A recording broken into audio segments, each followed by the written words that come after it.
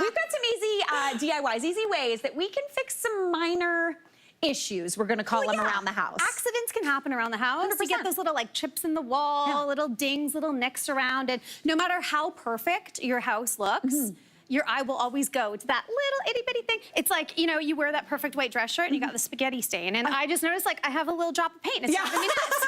That's a true DIYer right there for you. It's true. And I don't know what it is about these tiny little fixes, but for me, they're always the ones of like, I'm like, I'll do it later.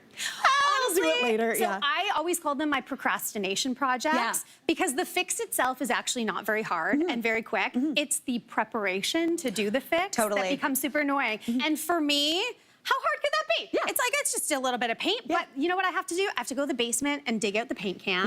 The right paint can. I have to remember, what was the color of the wall? Shoot, I didn't write it down. What was the sheen of that paint? And then I've got to go find the paint tray. And you know what? I can't find a clean paint tray. So I end up just grabbing the stained Tupperware from the spaghetti that I got on my shirt, right? That becomes my paint tray. And then, oh, I've got to find the paint can opener, but of course, like, can't find that. So I just go and grab the butter knife from the kitchen.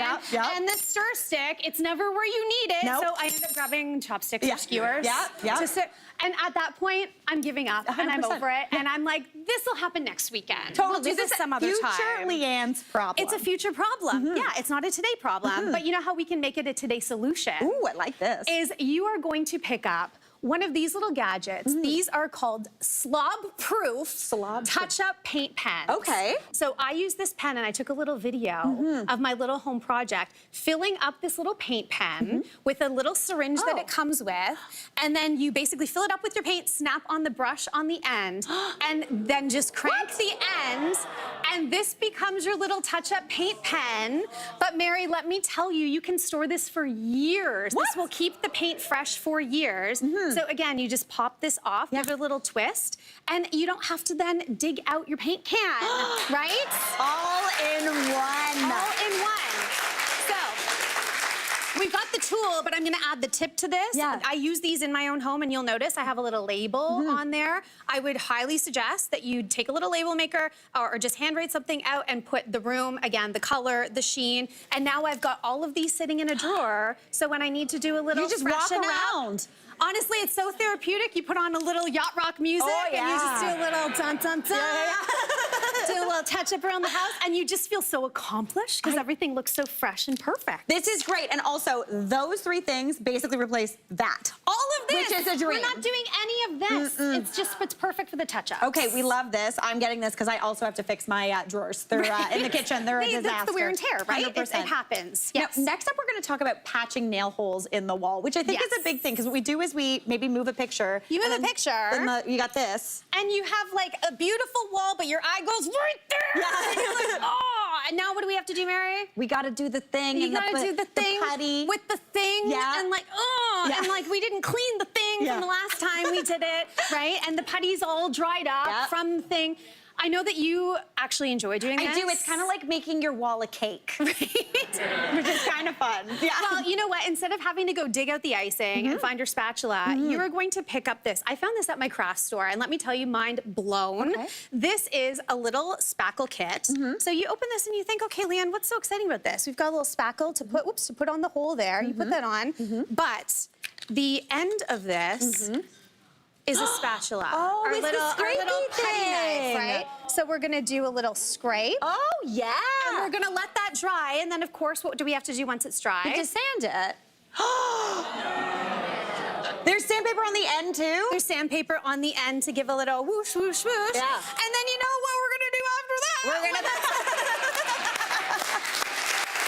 We fixed it in a flash. That is, I feel like I see you with a little fanny pack going around your house just fixing everything. I am actually gonna do a little bedazzled DIY fanny pack for just these items. Dream. I'm gonna wear them around the house. You're like, I'm my procrastination fanny pack. I love it. All right, next up we're gonna chat fixing scratches. Okay, so I have a 120-pound dog who thinks he's a lap dog.